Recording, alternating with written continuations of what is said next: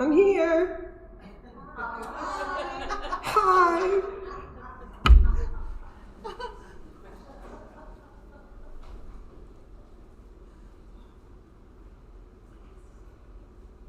You get to choose which bench. This one.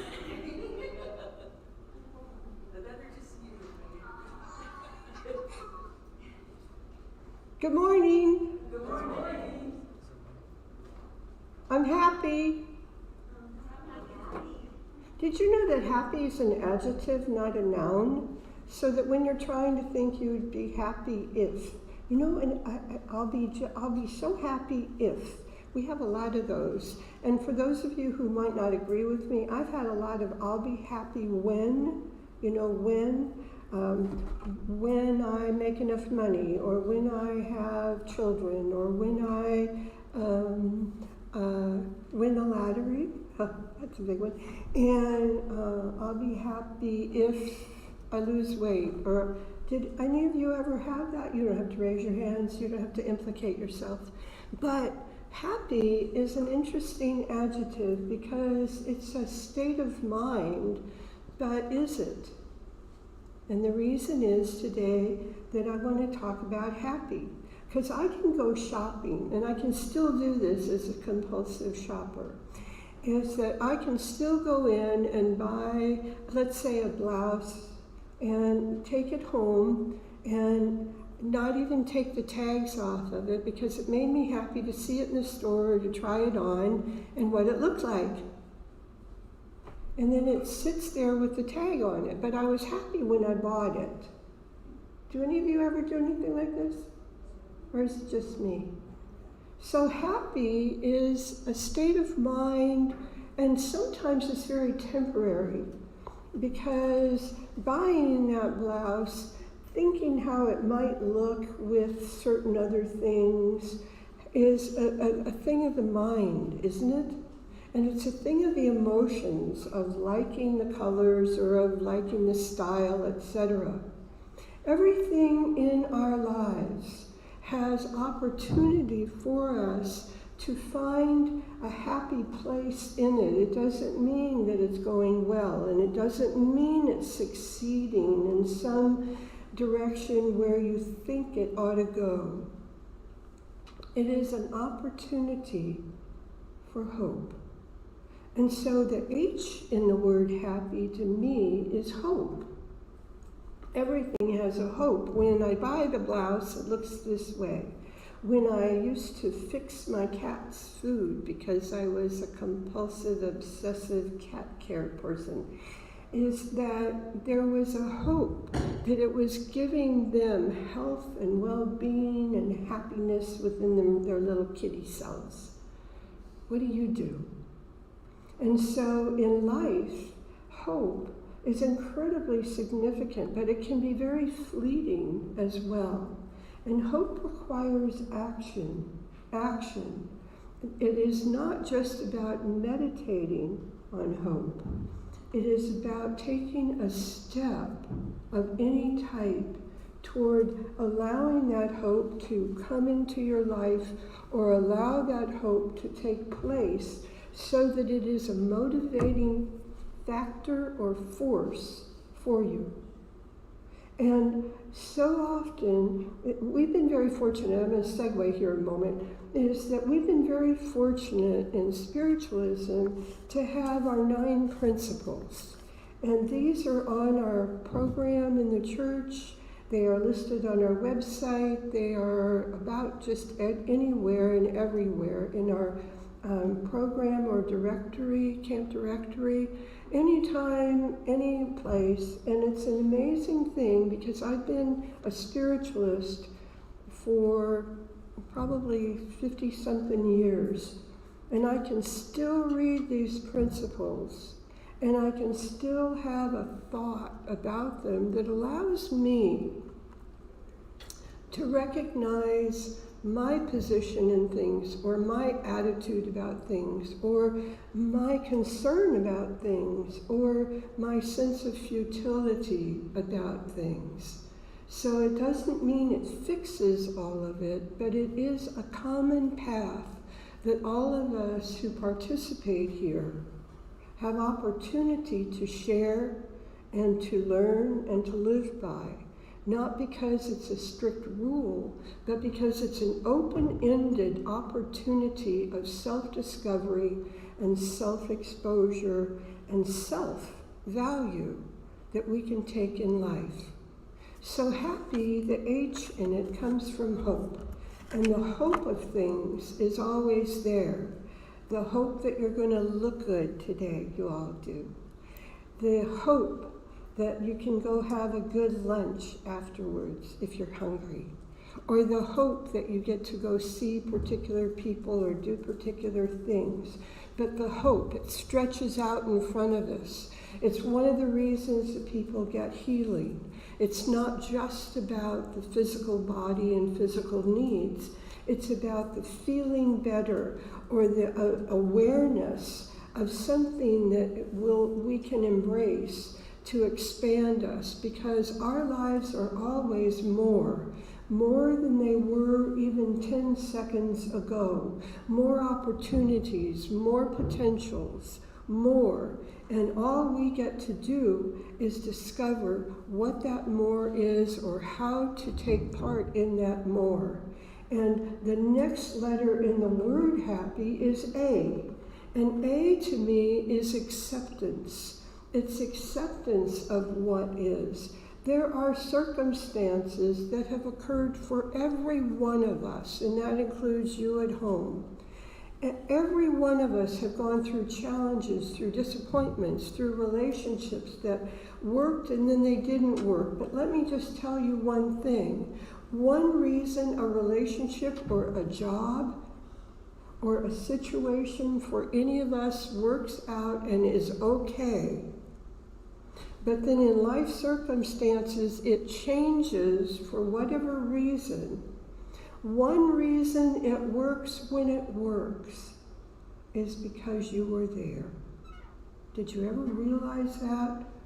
Instead of blaming the world for something happening or not being the way you think it ought to be, can you have acceptance that it is what it is and it was what it was, and that it had a compelling part to lend to your life experience? So the A in happy to me is acceptance. It's acceptance of what we look like. It's acceptance of knowing that we have value. It's acceptance of situations that are beyond our control, that may be sad or difficult or alarming or fearful, but it's what we do with them. It's how you participate with them. And it's how you discover the passion for the next breath, the next step, the next opportunity. For any of us who have been ill, and most of us have gone through a time where we've had something extreme, whether it's from a cold or something even more magnitude. But there's a sigh of relief that people make upon feeling a certain amount of healing, or feeling a certain amount of okayness, or feeling a certain amount of acceptance of what is. So when we say it is what it is, that is a starting point for any of us. It is not an ending of anything. It is a beginning and it is an opportunity. The first P I often think of as passion. And it's not just sexual, physical passion. It's that inner dynamic, that inner energy, that inner combustion that's going on where you start to get enthusiastic or encouraged or feeling a certain animation. What is that? When you have a passion for a hobby, an experience, a food that you love, what is that passion? And it's a driving force for many people, as long as it doesn't turn inward and implode. And how it can turn inward and implode in here is when we take the passion to extremes And we forget that there's a world outside here because that other P is participating. Passionate participation is a feeling of being involved. It doesn't mean you have to be involved in everything in your life, but be involved with the things that are of significance and the things of importance. Not the things you fear, not the things you're argumentative about, not the gossip. That's not passion to me. That's just gossip. However, an incredible thing happens for any of us when you have a certain amount of encouragement towards the future. And when you have encouragement towards the future, it is because there's a passionate participation in some aspect of it. Some of you came today or are going to be staying for the services because there's something in you that is seeking to have more. It doesn't matter if that is well defined or not, but what does matter is the driving of it within you. Our humanity at this time, our world at this time, our politicians, excuse me, I keep hitting this railing. Our politicians at this time are often invoking fear, whether by intention or not. I'm not here to discredit any person about this, but I want you to listen to your own thought process today, if you can. And pay attention to how many things you're afraid of, and not judge them, and not feel that they're wrong or bad or a flaw, but to recognize that we have little fears behind big fears. I learned when I was very young about calories. I know many of you didn't. Right. But behind the fact of, I could go perhaps have a meal with people and they order a dessert. And it's invariable, it's just so routine that somebody will get their piece of pie, their piece of cake, their ice cream, whatever it is, put down in front of them, and they will say the words, but the calories have been taken out. Behind that is a tiny fear, isn't there? Because in reality, they know that's not a truth. There's hope in it, and they're happy to have the ice cream. But there's still a little fear. So we have fears of a lot of bigger things. We have fear about money. We have fear about land. We are in this community right here noticing how the world is starting to come in a lot closer to us than ever before. You can have fear, you can talk it, you can clamor about it, you can recommend, you can say this, you can say that. And if your fear is at the top of what you're talking about, back off. Allow yourself to recognize the future and how to make change and how to have discovery and how to explore more and how to keep things consistent, perhaps. So it's how to keep things consistent in your home. And it's how to observe that if the things in your home aren't pleasing to you, they get to change, but they don't change because you fear you can't do this or you fear you can't do that. Your passionate participation in life is so exciting because it will allow you to take up a new talent or to determine and look at a new skill. It will give you an opportunity for any of you sitting in what we call development classes, where you sit in meditation and you're waiting or you're wanting, most likely you're hoping, to get some sort of thoughts or impressions, images, sounds, feelings that are beyond you. There's a wonderful hope in that. There's a wonderful acceptance that you're right there and you're waiting. And there's this wonderful passion that says, bring it on. And then there's a participation with what you're going to do with it. What you're going to do with it. And sometimes it's none of your business. And sometimes it's okay. And sometimes in those classes, it's a time to share. So you get to have a discernment about how you participate in anything. Anything. So when something occurs for you that's not so exciting or that is challenging, how do you deal with it? What do you do? Do you panic, which is very common for us? Or do you suddenly recognize it is what it is, you tune into that hope, you have a feeling of acceptance of the isness of it, and then you get the passionate participation to see perhaps the next step to take or the next thing to do. And you know why? Gotcha. Is that Y, W-H-Y, or Y as in the letter happy? Do you know why? It's because it's you. And you're going to deal with things the way you deal with them. Last October, my car was hit right out here on Casadega Road. So a lot of people, I wasn't, it was my car. My car was hit.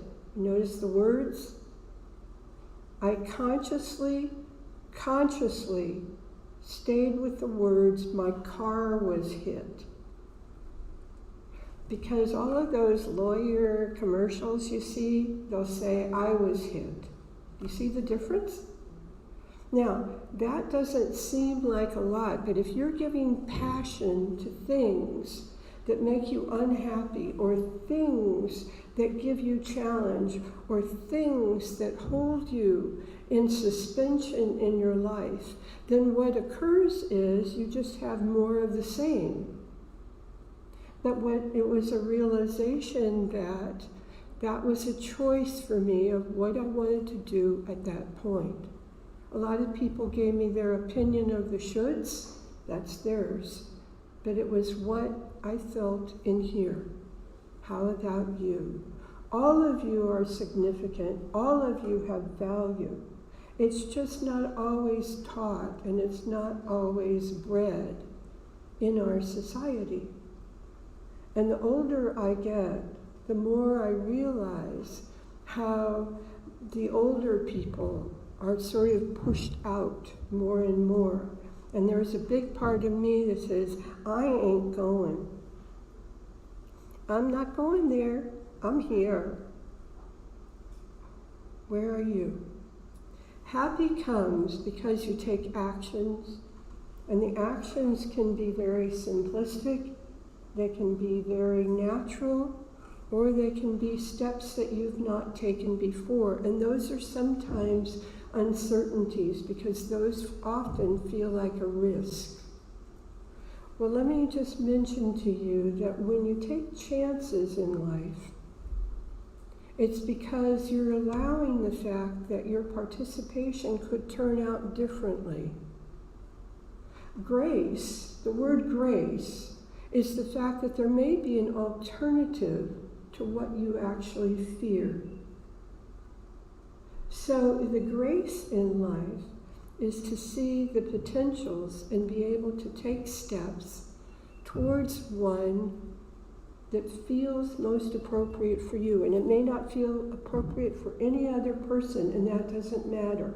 But what does matter is what's going on in here. Risk means possible injury or harm. We risk driving all the time. We risk being on the road.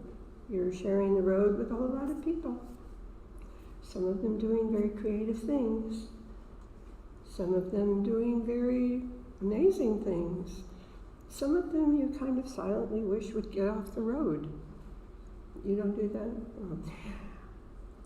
And then, chance. Chance means infinite possibilities. So you can take a lot of chances in your life because you're not looking for the risk in it. We take a chance every time we give a message. I take a chance every time I stand up in front of a group and talk. I take a chance that speaking will be what I feel I want to produce. No more, no less. You take chances a lot, but a lot of the time you put a disclaimer on them. And that's where it has suddenly shifted, and suddenly it has a little bit of a risk involved. So today, just pay attention to your thinking process, not from a self-criticism, not because of the devaluing of who you are and where you are, but from the discovery of who you are. And that allows for happy. Now, some of you may have something that really makes you feel happy. There are people that I know who are wonderful cooks, and it makes them incredibly happy to be in the kitchen creating. And I know other people who are artistic. I know other people who do incredible things with their yards, with plants, with fabrics. And then there are some people that work on computers that I just think they're totally amazing because it doesn't mean a whole lot to me. But they're incredibly creative with what they do. Because there is something in that passion that is spurring them on and exciting. When we learn here about life after death, it's not the only thing we learn, it's a part of what we learn. What happens for many is it becomes the primary focus and the discovery of life after death, that there is a continuation upon the change that goes on for all of us at some point in time. But the amazing, we need a rubber thing so that when I hit it, anyway, but life after death is a portion. If you're not living your life today because you want to live your life, if you're living your life because you want to die, if you want to only communicate with those people who have passed away, if there's something morbid in you about that because you've been watching too much TV or you've been paying attention to too much of the weirdness of it all, so be it. That I'm here to tell you there's so much more, because there are energies in life that are expansive, and those energies are incredible. And those are the energies that all of you at some point in your life have had some little miracle occur. And it might not have been something that you could explain to another person, but it might have been something unusual, or what I often term magical. Magical isn't because I've done some meditation over a fire and I'm conjuring up whatever. I wouldn't even know how to do that. I would probably be laughing and carrying on. But what I'm getting at is there have been tons of things in my life that turned out really, really unusual. You've had them too. And so sometimes those really, really unusual give us that hope and happy. And they give us an acceptance of what is with a question mark, because it creates a curiosity to continue on and discover. And then it shows us with a passion that if you can have that, then maybe there's more over here. And the participation with whatever your talents and your skills and your ideas and your curiosities are, those are very valuable. And those are very significant and important, even if others don't necessarily understand or agree or have the skill set to comprehend. And your participation, very, very significant. Your participation is a very significant to be here, not just in this room, but to be on this earth at this time, because every person on this earth gives something, not only to the earth, but those invisible energies that go way beyond what most people comprehend. One magical experience I'll share is, this happened almost 40 years ago, is I checked into the hospital at Shands for something rather critical, and my roommate, who I met just very briefly, was Mrs. Lucky. So after the surgery, and I was kept in recovery overnight, and returned to the room, a new roommate was there. And her name, she was a young woman, was Anne Luck.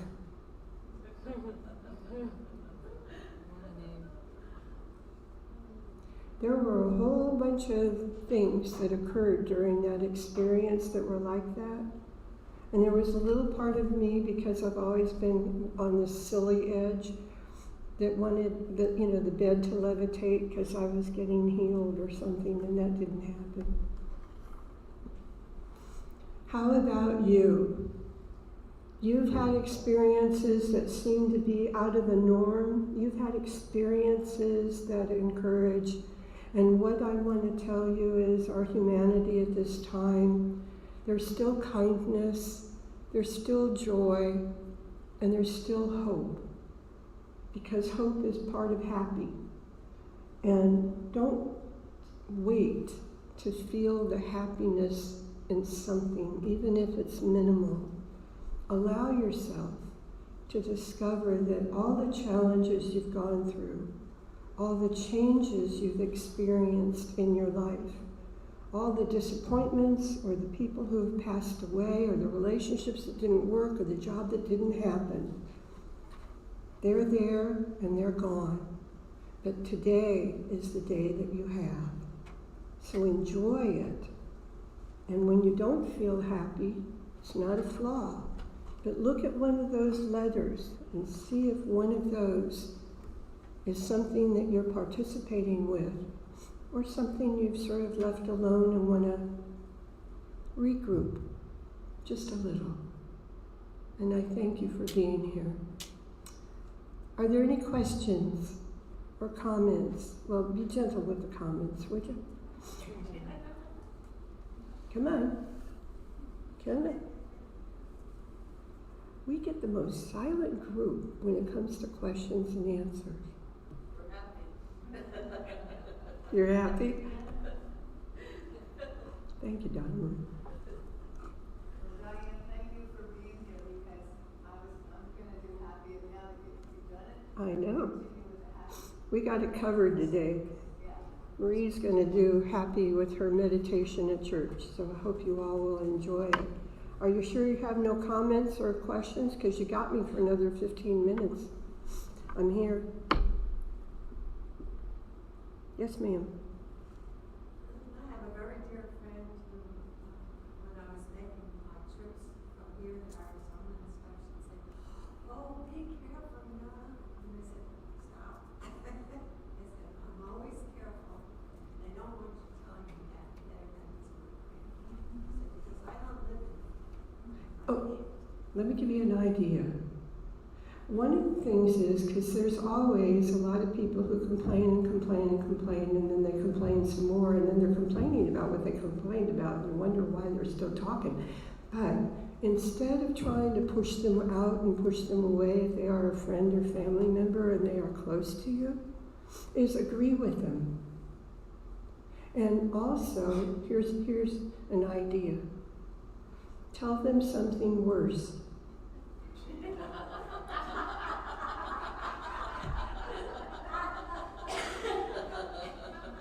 Now, did you see this? Did you see the reaction that you had? So what happens is you're not laughing at the person, but you're agreeing that they can be allowed to feel what they feel. But you are recognizing in that moment within yourself that you don't need to identify, it's not yours. There's a discernment in that. Discernment is so needed by people at this time. And a lot of people don't have it. They see everything this close, instead of seeing it at an appropriate distance to understand when it's theirs or not. So when your friend or family member does that, and you ask them, let's just pretend that they're talking about other friends or conversations or something, is that you can just say, I recognize what you're talking about, and I think that you should continue to keep it stirred up. And you know what? That allows you not to feel like you have to get involved, but it also allows you to recognize you don't have to fix anything. And most of us, especially women, sorry, John, most of us as females learn to fix, rescue, take care of. The female will do that in a lot of kingdoms in our animal world. But we're also fighters too, so they didn't include everything. Anyway, but it's a really good example. Thank you for sharing that. And it doesn't mean that you're doing anything wrong by saying, I don't want to talk about it. You're doing something real appropriate and recognizing it's not yours. That's great. Anybody else? Okay. Have a wonderful day. I'm going to go have pancakes. They'll make you happy. Because they make me happy. Did you hear that? Nothing really makes you happy. Happy's within you at any moment. It's how you feel on doing it, experiencing it, loving it. Same thing with people. Thank you.